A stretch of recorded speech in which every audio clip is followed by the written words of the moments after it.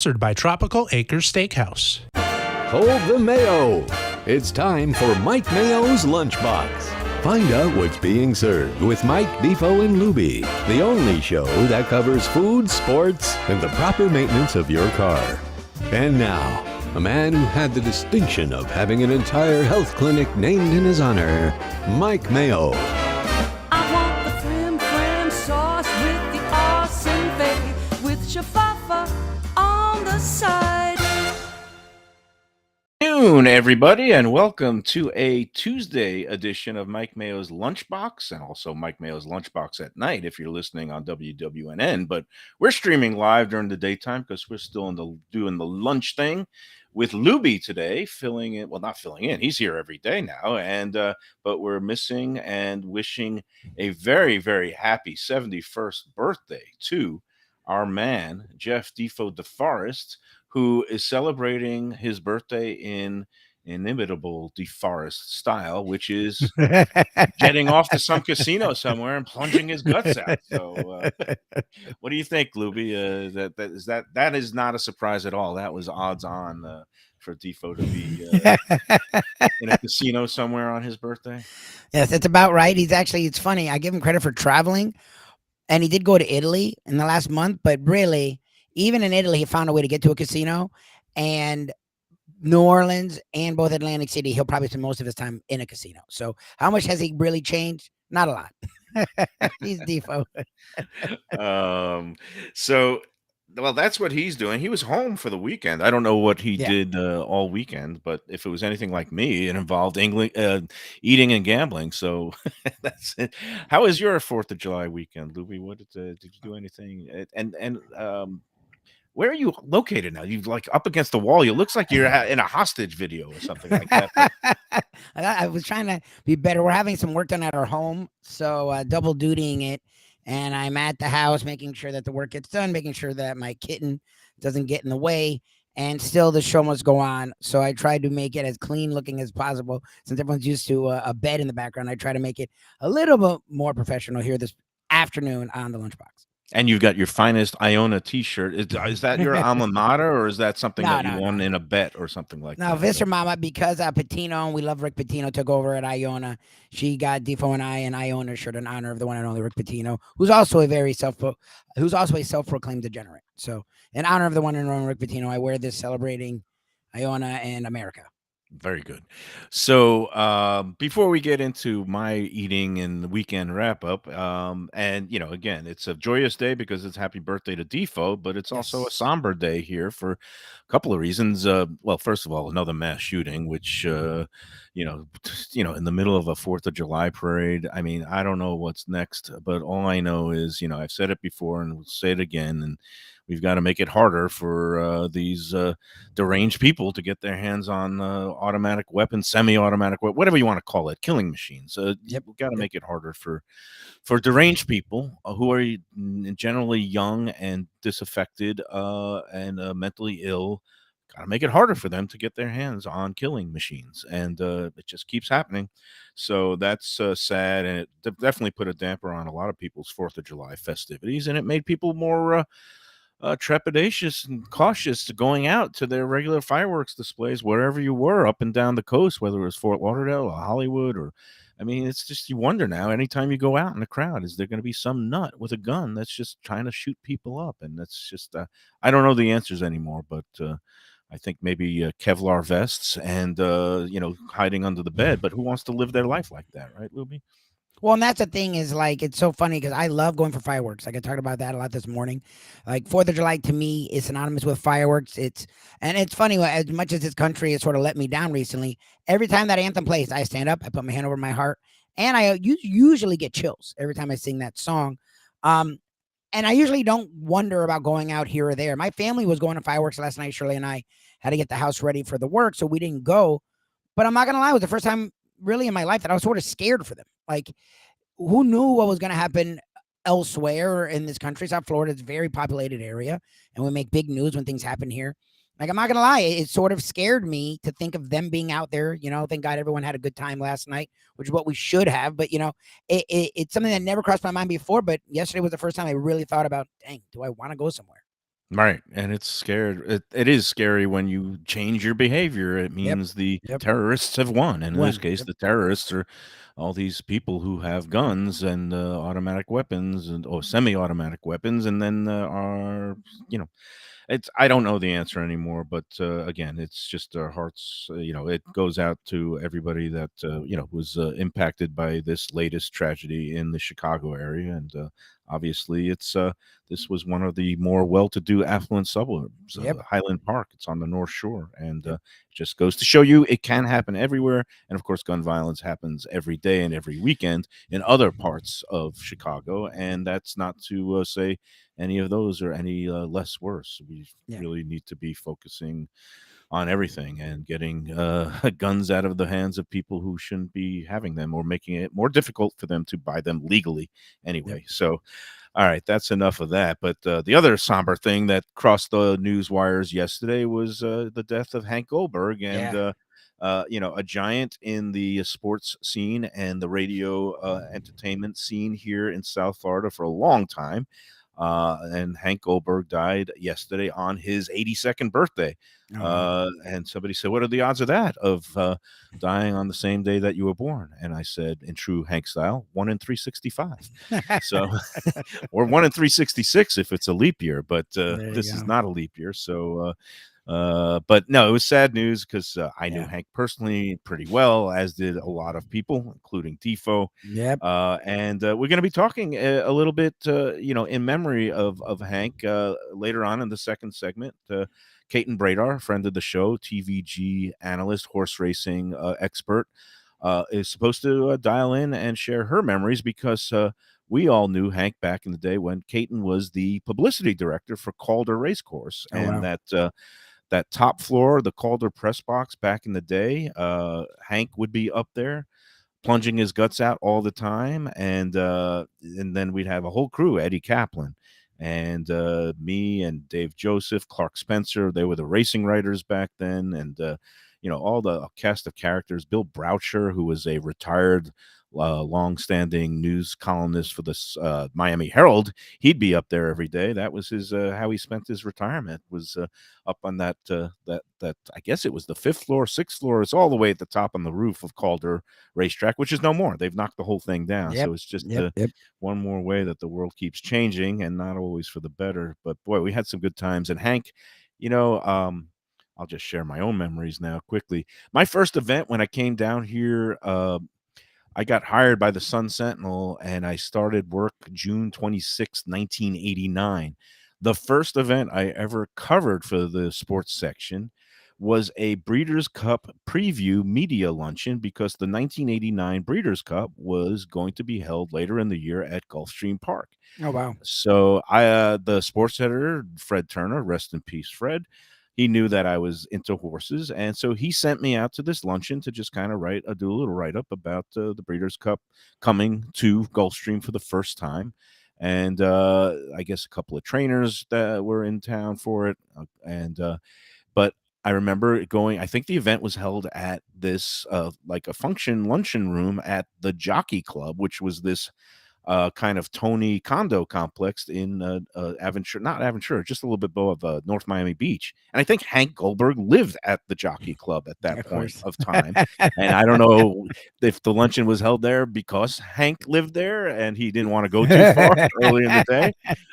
But all I remember is a very nice luncheon, and I got to meet Hank Goldberg, and he couldn't have been nicer to me because I introduced myself as a new reporter from the Sun Sentinel, and I knew him as a horse racing expert.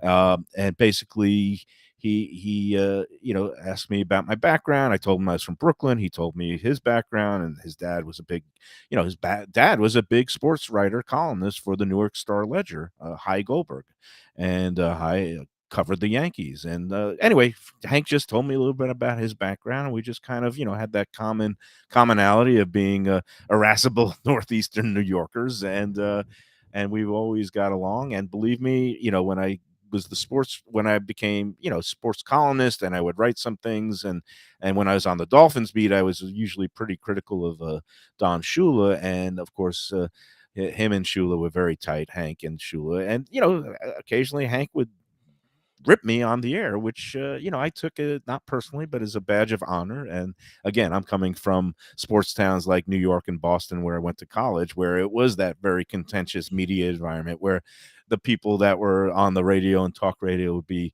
going after some of the newspaper writers, and then you'd get on the air and defend what you wrote, or and so I went on his show a bunch of times.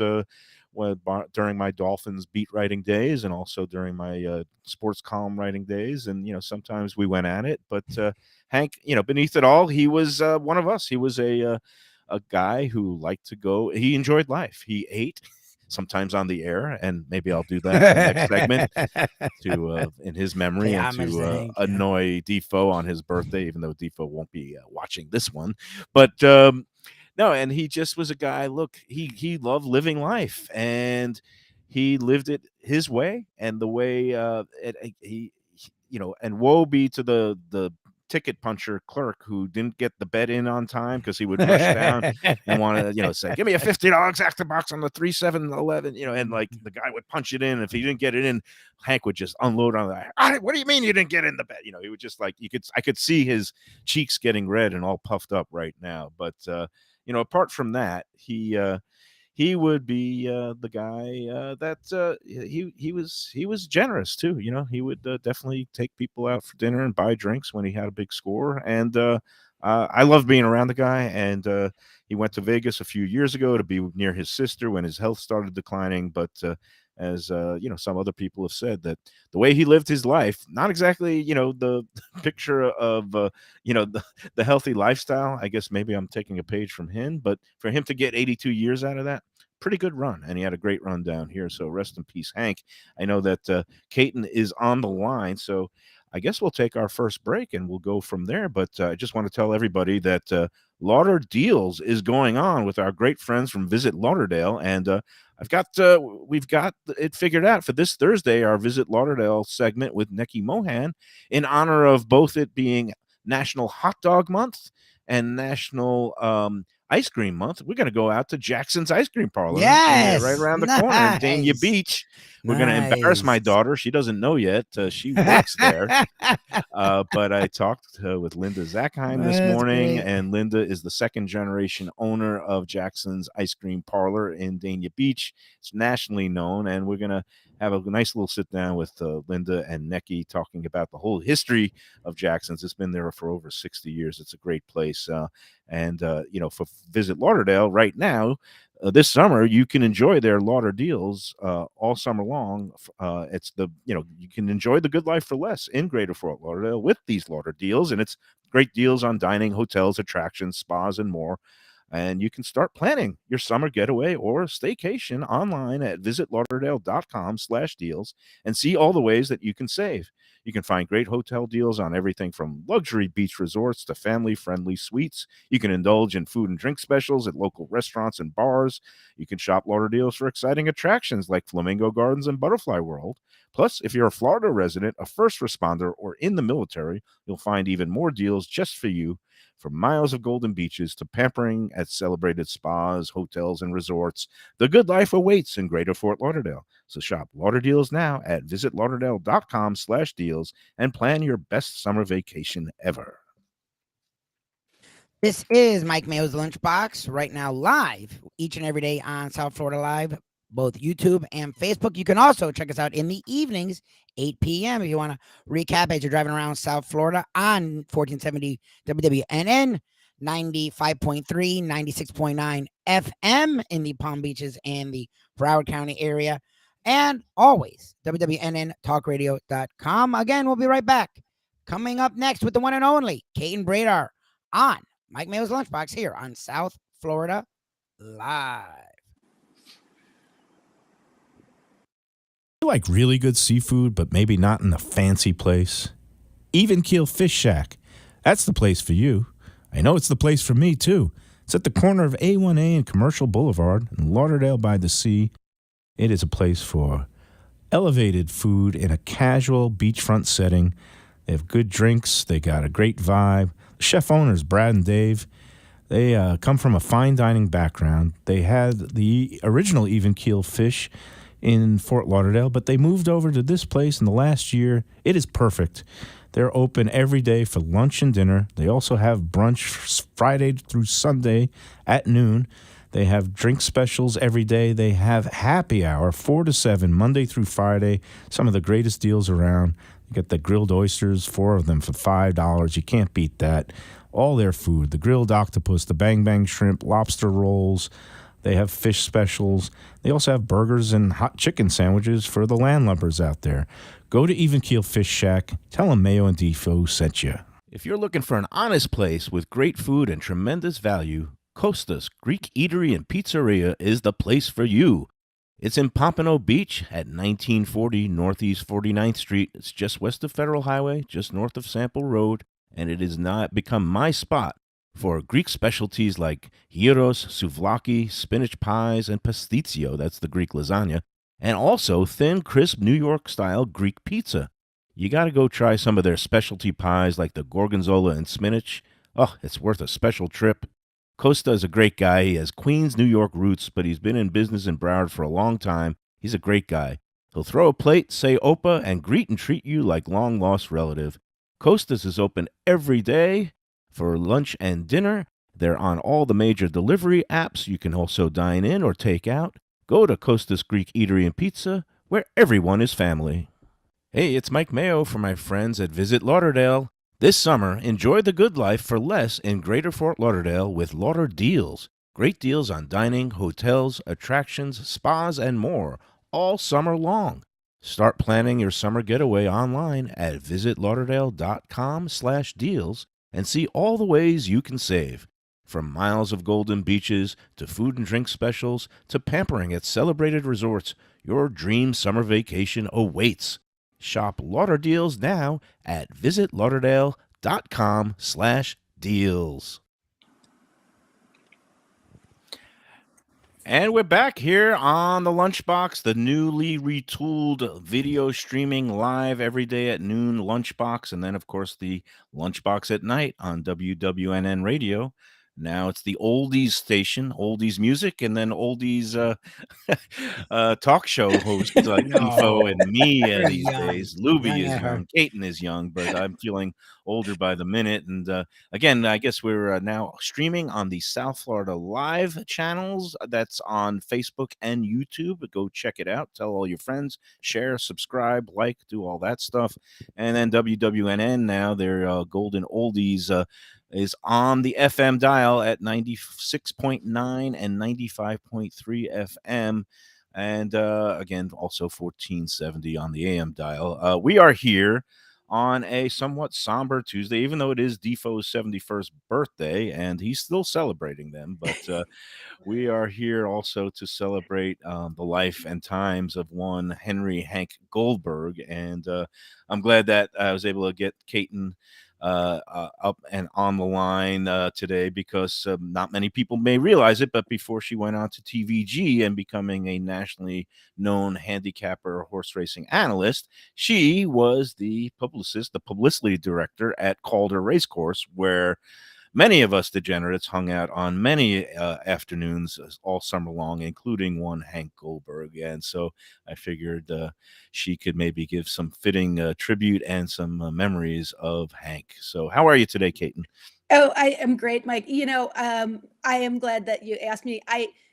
I've been just enjoying so many of the stories that are appearing on Twitter with Kenny Mayne, inviting everybody in Hank's honor to post their best stories of his experiences and things like that. And I don't have any as far as the details or the humor, but the one thing is that I will just be so grateful that we were all in that press box at that time, because not only did you have people like Hank, but I mean, who are these, at that time, sort of larger than life people as far as their reputations on air, but also their knowledge and their experiences with sports and everything else. But they also just, Hank knew how to have a good time. He put everything into what he did. If he was at the track betting on horses, he was all in the whole time. And I think of we had Phil Saltzman at the time as the announcer, and we had Jesse, a mutual teller. Yes, that's the name. I couldn't think of Jesse. Poor Jesse. I think of the incidents and I wished I had been able to videotape at the time or film the exchanges at the one person line waiting to get the tickets punched by Jesse, whether it was for Hank or Phil Saltzman, of course, would always make his famous last ditch effort to get a ticket in at the latest possible moment before he had to get back in the booth and call the race.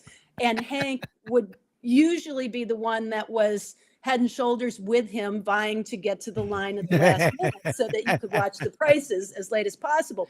And I mean, both of them were very strong personalities. So you had some maybe more heated exchanges than would normally be colleagues at that time.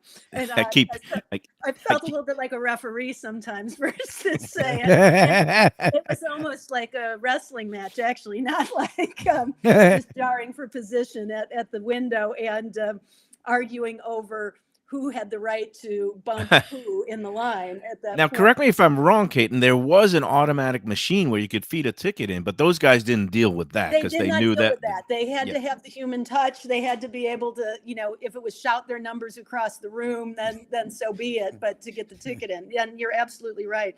There definitely was. In fairness, I don't know how often that machine misfired as well, but the time it would have taken for them to try to learn how to use the machine was probably not worth it, because it was better spent handicapping or planning where you're going to go to dinner or what you're going to do after the races too. And that was the other thing about Hank.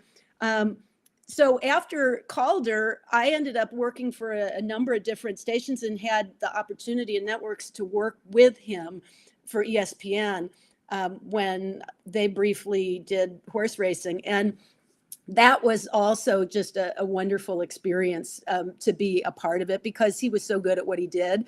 And, that Kenny Mayne was also on those broadcasts a lot of the time for the Triple Crown races. And it wasn't even the broadcast so much as just kind of gleaning the inside scoop, because Hank had that experience with people. I mean, he just had connections in whether it was horse racing, whether it was football, whatever sport it was.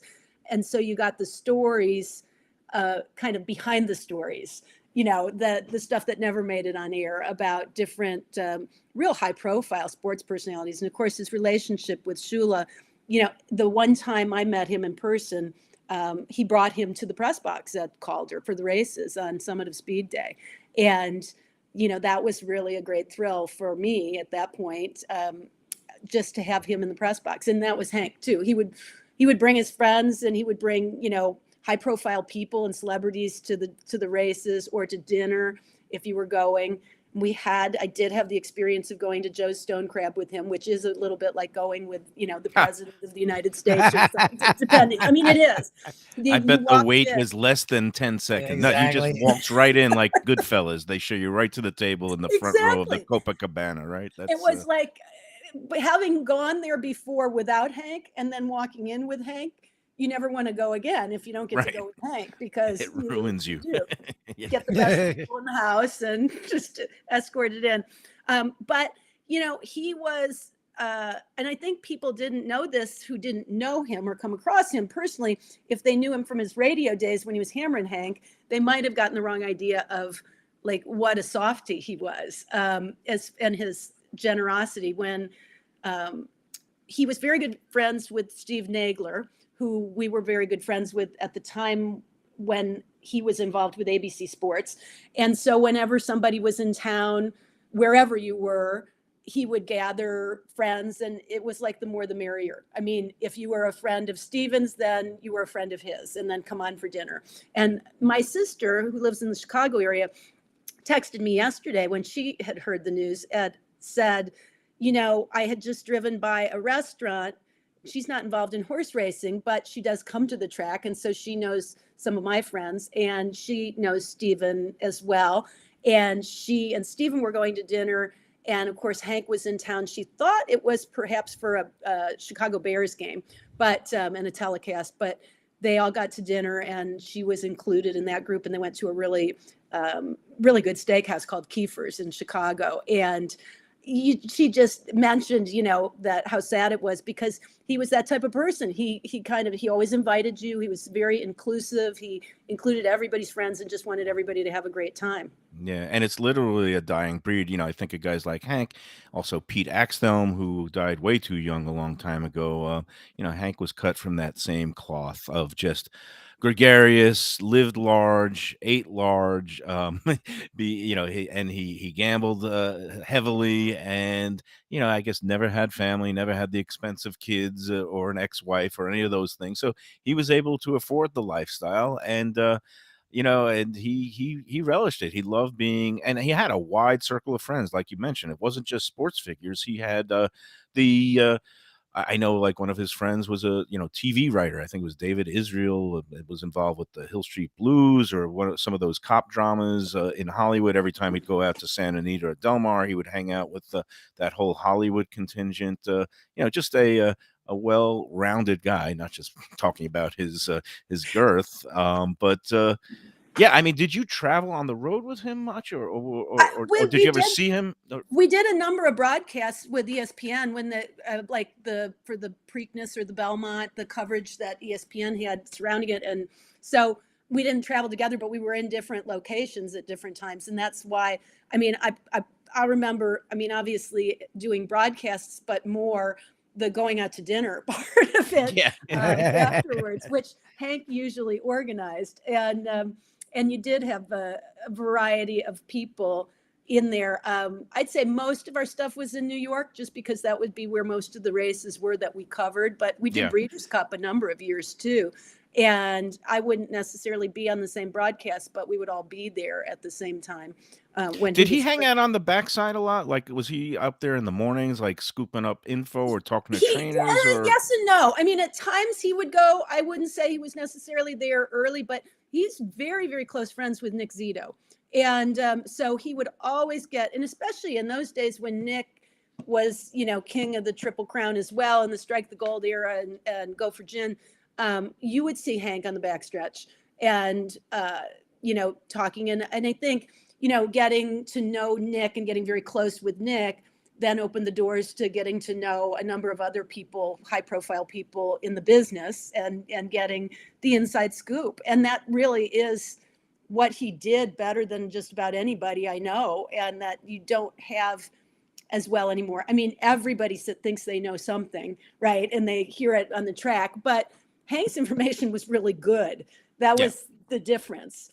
I mean, before the days of Twitter and even cell phones, but I guess cell phones had started coming around. Like, Hank knew how to get in touch with people and get information, and he would, talk to people even on the old landline phones back in the day and late at night, and have conversations, not just horses, but NFL, and getting all kinds of good kind of intel, all the intel that you would need for wagering and other purposes, handicapping the games going into a football Sunday. So the guy, he knew how to work a beat, and his beat was the sports, the all sports, horses, football, obviously, and gambling, and just this. I mean, he was alive to see what happened.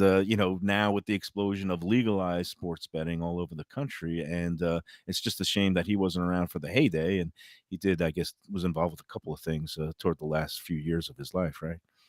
He did. He was. He's. That's the other thing too. I really up until. I mean, I know that for the Triple Crown, he was involved again with, I think it was CBS Sportsline and some other different various projects from Vegas. And, I mean, I think that really tells you a lot about Hank, and that's the type of person he was, because he would want to, even if he wasn't in the best of health or anything else, be able to keep working at something that wasn't really work, that it was like his passion and his, what he loved doing, really up until nearly the very end. And I'd also say too, the one thing that was real important to him was family. One of the meals that I went on with Stephen, and I think it was in Miami, we went to a place, I can't remember the name of it, and it's not there anymore, but it was excellent. It was on the water, and I think it was in a hotel, but kind of a trendy new spot, which is one thing that always impressed me about Hank, because his culinary choices were not limited to, the stalwarts or the the Joe's Stone Crab or the steak houses, but I mean, he was taking us to this new trendy place, but the most important thing was that the food was good, and it was outstanding and really cool spot. But his sister Liz happened to be in town, and so Nice. it was real important to him to make sure that I came too, because then he said, he wanted me to meet her really, and I was so glad that I got a chance to meet her as well. And I know that she helped him, I think, this last stage since he moved to Vegas, which is where yeah. she was, to be able to kind of help him through some of the health issues that were going on. Yeah, I read something to the effect that he might have actually been living with her at the time of his I death. believe That so. was probably moved in the last. He's had some challenges, and I know he had I guess his leg amputated partially last year. So that was it was. Yeah, not really good at the end, but man, we're just going to remember all the fun times and the good stuff. And I one of the people I got heard from today texts is our friend Dave Joseph out at Gulfstream Park, vice president of publicity there, my former Sun Sentinel colleague and longtime horse racing writer, and he knew Hank pretty well. And he said he was trying to get a stakes race named in Hank's honor. Oh, nice. Yeah, I think that would be he's appropriate. He's working on that, and I guess the only thing is I'm trying to figure out. It has to be a high quality stakes race. I would hope in the middle of the Premier Championship meet, but maybe we need like a new thing. I was trying to think. Well, it was a sprint. Is it a turf? And I was thinking, no, we should have like the new Gulfstream Winter Highweight Championship. Maybe saddle each jockey with 127 pounds or 28 pounds, and that might be a good tribute for the Hammer. I think that would be very appropriate. He was, I think when you say a mensch, he really was a mensch. I mean, he was just like this great guy. And even if you didn't see him very often now, everybody kind of kept in touch with him too. Anytime I'd run into some of his friends or former colleagues or things like that, everybody had checked in with Hank. Jay Privman remained in touch with him, and he wrote a beautiful tribute from Daily Racing Form. Jay posted something yesterday that I thought was a really fitting tribute. So I do hope that we get to see that race named it. He would love that. That would be something that he would really get a kick out of. Yeah. So I will get more details as it becomes finalized, but I'm sure the people at Gulfstream Stronic Media, whatever they call themselves now, Magna, right? Magna Racing will honor a South Florida legend in appropriate fashion. Hey, Caton, can you stick around for another segment? We'll Sure. talk some food and horses and summertime Absolutely. stuff, because now it's time for me to talk about one of my favorite places. And you were there with me earlier this year with we had a fine time with man, why am I getting old and I'm forgetting names? Friend, what's her? That's probably because it was a rough weekend, but Tropical Acres Steakhouse. Tropical Acres Steakhouse is where we went, and it's Tropical Acres Tuesday here. We love the Studiali family, and they take good care of everybody. And tonight, Monday and Tuesday night, is Half Price Wine Night, which is one of our favorites. And also this time of year now, all summer long, they've got the $35 twin lobster specials. You get 2 whole Maine lobsters that they'll steam up for you, and you get it with a salad and a side dish for $35. That is a ridiculously low price. You can't do better if you go out and buy your own lobsters at a seafood store. Go to Tropical Acres, 2500 Griffin Road, just west of Fort Lauderdale Airport. Tropicalacres.com for all the latest specials. And they also have the butcher shop if you want to go in there and get some steaks to throw on the grill at home. I know a lot of people did that this past weekend for the 4th. The butcher shop is open every day but Sunday from 10 a.m. to 6 p.m. The dining room opens at 4:30 p.m. Monday through Saturday. They're closed on Sundays. They got the early bird special. They got the happy hour in the bar for the first 2 hours. They got all kinds of good stuff. And of course, they're known for their steaks, the filet mignons, the prime ribs, rack of lamb, anything you want. Go to Tropical Acres and tell them that the Lunchbox, Mayo, Defo, Lubie, and Caton sent you. This is Mike Mayo's Lunchbox. You can check us out each and every day live now on South Florida Live. Just Google, YouTube, Facebook, South Florida Live, or at SoFly Live. Also, each and every evening, check us out at 8 o'clock if you're driving around South Florida, not only on 1470 WWNN, but 95.3, 96.9 FM, and WWNNTalkRadio.com. More of Mike Mayo's Lunchbox next, right here on South Florida Live and 1470 WWNN. When people come to me and say, Mike, where's a great place for dinner? I got friends visiting from out of town. Where am I going to take them? Cafe Seville. That's the answer. 2768 East Oakland Park Boulevard. It is a Fort Lauderdale perennial. They serve the finest in Spanish and continental cuisine in a cozy, friendly setting. Service there is impeccable. Joey Esposito and his better half, Sally, they've been running the place for more than 2 decades. It's been there since the 1980s. It has some great food. They just recently expanded. They have a great bar. You could sit there if you're by yourself. You go in there with a date or your better half, and you can have a nice, cozy table for 2. You can go in with a big group and have a great festive time. They have great sangria. They have paella. They have shrimp with garlic sauce. The stuffed veal chop, oh, that's my favorite. It's open Monday through Saturday at 5 p.m. for dinner. They are closed on Sundays, but please go to Cafe Seville. You won't be disappointed. Tell them Mayo and Defo sent you. Do you like wings? Do you like burgers? Do you like ribs? Do you like late night food? All this and more at Shenanigans. There's 2 locations. East side is at 1300 South Federal Highway in Dania Beach. And then there's the original in Hollywood, right across from TY Park on Sheridan Street. Pat Utter and his crew, they've been doing it a long time, almost 30 years, and they do a great job. It's a neighborhood place with a casual feel, really good food, good value. They have drink specials every day, beer, coldest on draft. Anytime that you want, the late night food, the kitchen is going until past midnight, both locations. They have outdoor dining if you need it too. Shenanigans is my place to go. You could also call up for a pickup right through a drive-through window on the east side. That's at 954-923-3008, 954-923-3008 for your takeout, pickup. Go to Shenanigans and tell them Mayo and Defo sent you. And we're back on the Lunchbox. It's a Tuesday. I'm all mixed up on my days. Those holiday weekends get me all kind of mixed up. But man, it was a long one and a good one. And Caton, I guess you're in Louisville now, or what's I what's am. on? Yeah. I'm in Louisville, and I'm probably going to be here mostly until the end of August. Then I start ramping up as far as work schedule is concerned. I'll go. Now, to did I see you at Monmouth Park one of these weekends in the Well, I recent was there. past? I was there a couple weeks ago for the Pegasus, and that was a good weekend. And I'm not going to work it, but I might be there just to watch the Haskell.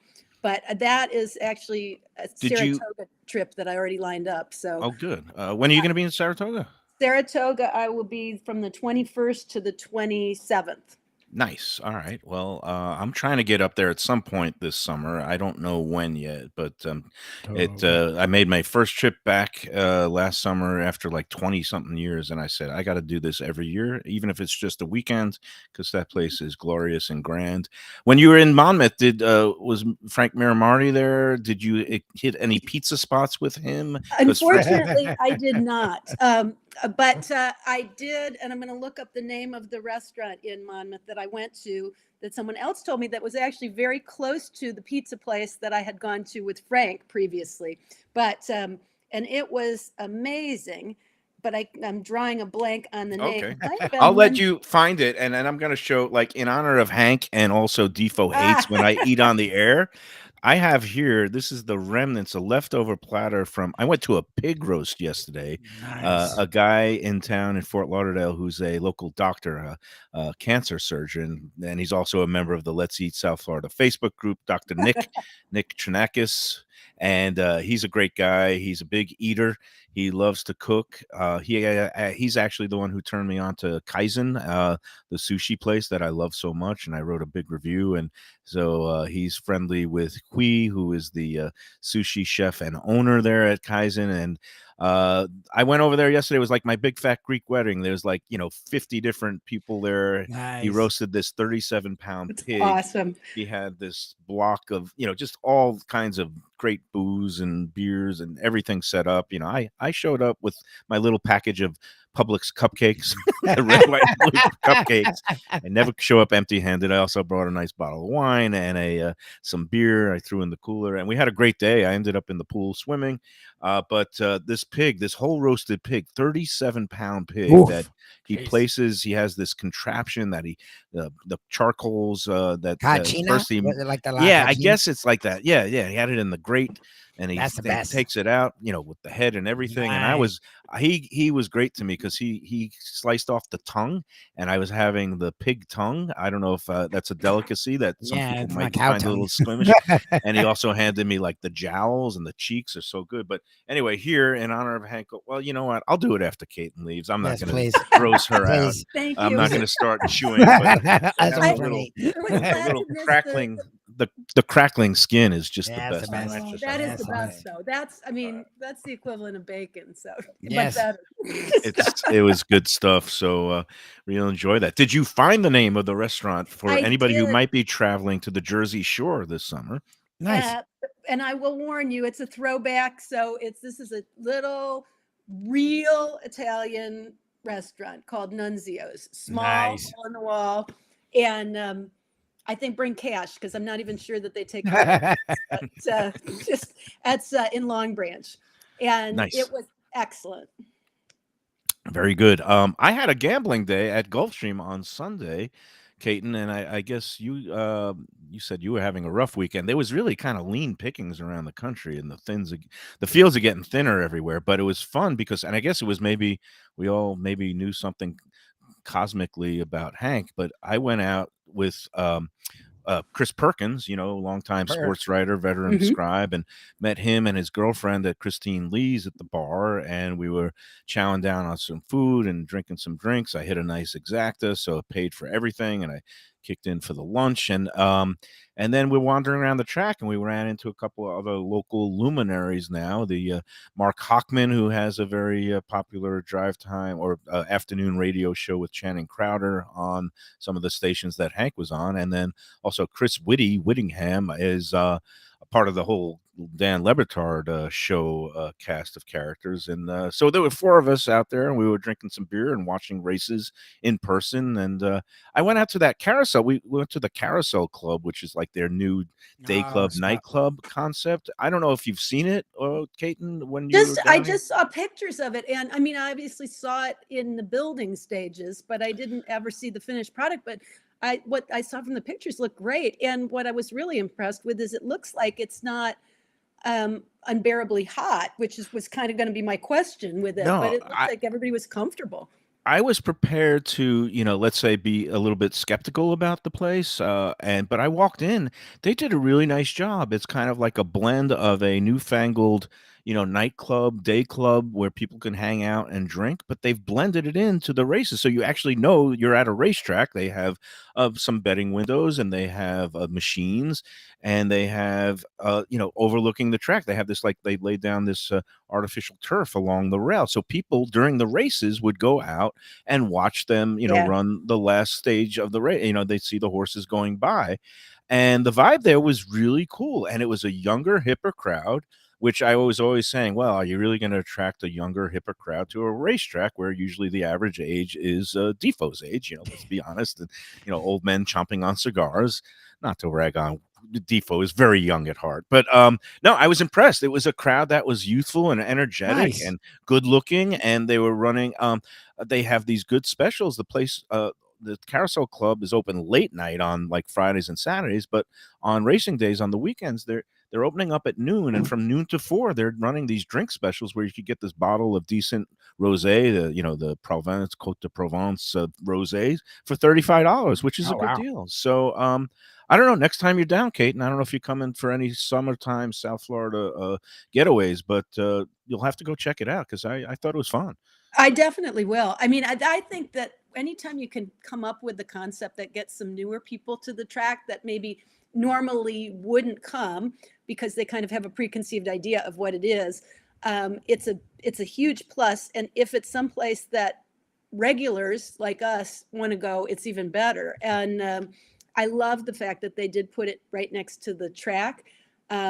because that is to me the best location for anybody to get excited about racing, right? To see them thundering down the Yep. stretch type of thing. And they have So- windows, so you could put down a wager, even if it's only a $2 show bet for the newbies. That's fine. And the place also, it has, the centerpiece bar has this like spinning carousel. It doesn't have all the little horses going up and down like at a carnival, but it has like that center. It's a cool looking designed place. And also they have some food components. They have these like little shipping containers where they have some quick bites, a pizza place, this grilled cheese place, Miss Cheesiest, which is famous down here. They have that place, and then a taco place. So they have the food, they have the drinks and the crowd, and good. I'm wishing them nothing but success, and it'll be great, really beautiful in the middle of the winter time when it's a little bit more comfortable outside. But it wasn't too that'll be uncomfortable. awesome.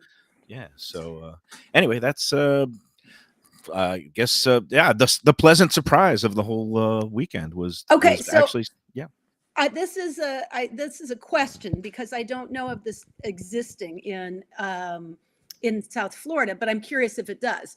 Because here today is my day to pick my delivery or pickup date for my box of fresh produce and different little food and drink items from a restaurant here that's been built on a farm just outside of Louisville in Prospect. It's a historic working thoroughbred horse farm called the Hermitage, but they have a restaurant called Barn 8 that is literally built in a barn and very, very cool.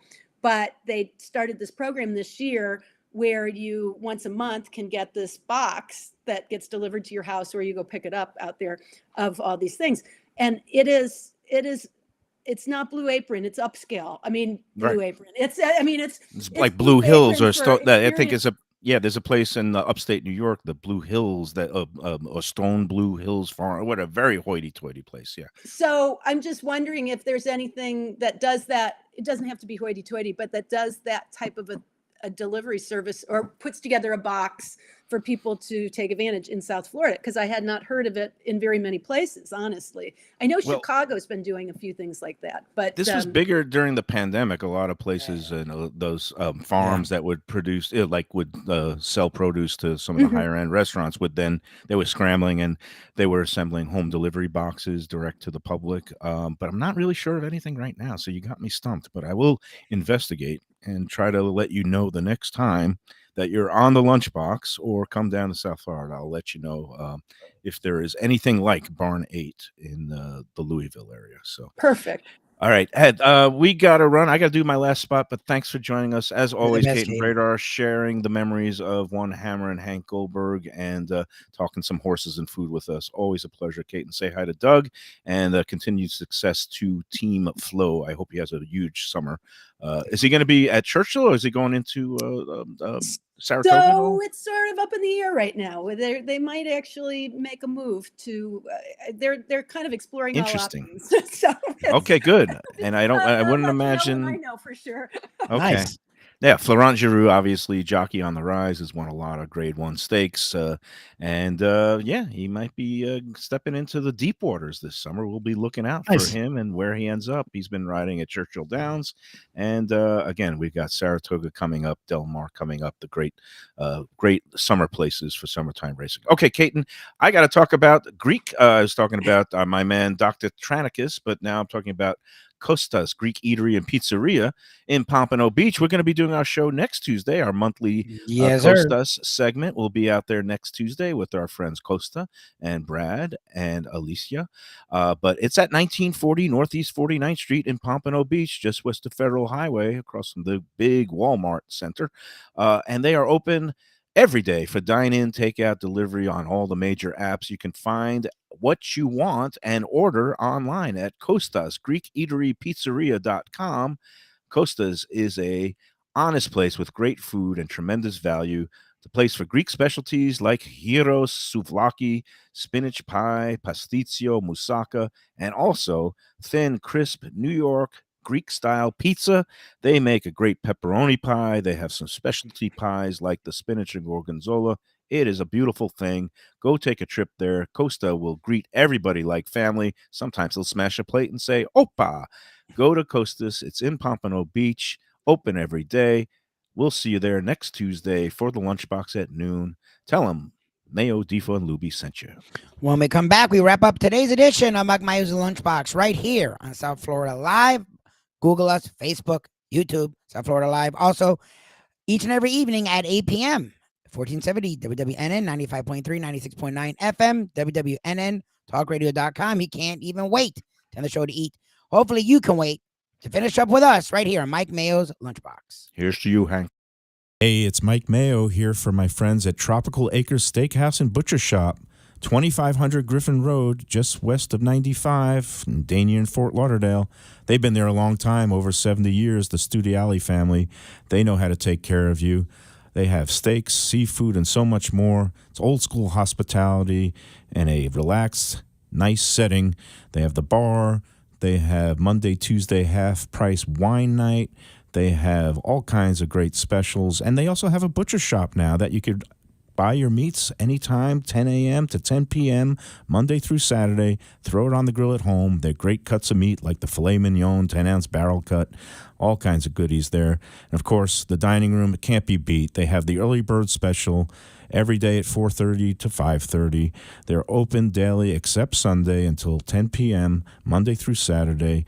Go to Tropical Acres Steakhouse and tell them Mayo and Defo sent you. Do you like pizza? I mean, who doesn't like pizza?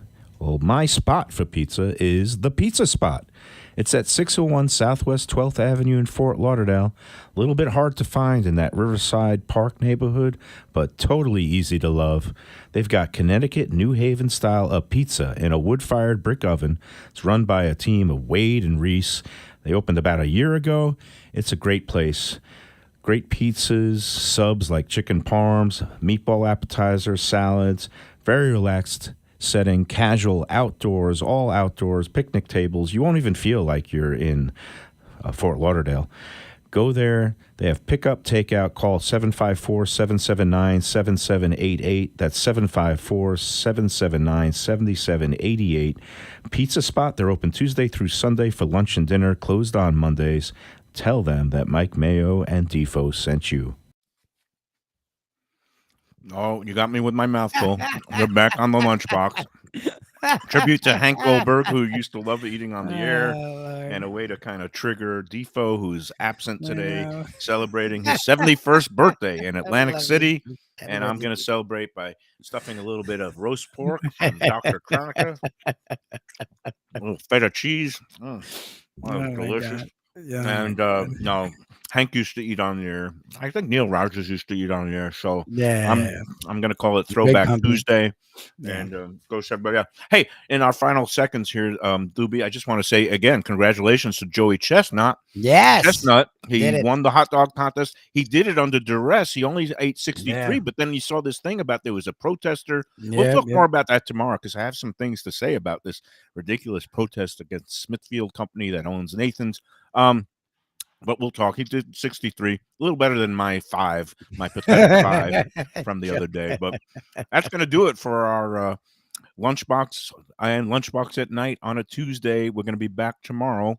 It's Mike Mayo for Mike Lubie Lubitz and saying thanks to Caton Bredar and telling everybody out there we'll see you tomorrow. And remember to enjoy every roast pig and enjoy every sandwich.